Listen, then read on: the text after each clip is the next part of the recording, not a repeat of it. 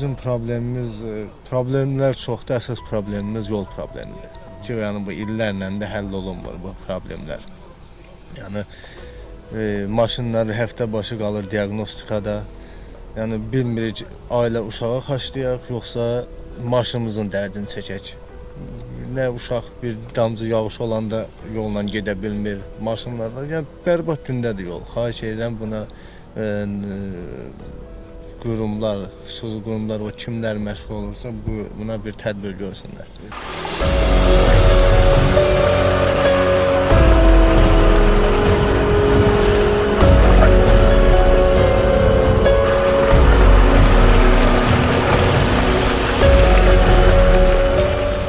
Yolumuz belə də qarşı, bərbad haldadır. 75-ci ildən çəkilib. Yəni cəmaət öz vəsaiti hesabına dəfələrlə düzəltdirib. Yenə gördüyünüz kimi bərbad haldadır. Yəni skori gələnmir. Maşınlarımız bərbad halda olur, düzəldənmir vaxtında. Yağış yağır, uşaq məktəbə gedənmir. Gərək maşınla aparasan, gətirəsən. Yayda necə olur, qışda necə olur? Baxın, yayda toz-tozanaq, qışda palçıq, çalalar göz qabandadır. İndi kadrlarda görür hamı. Vəziyyət çox pis, acınacaqlıdır.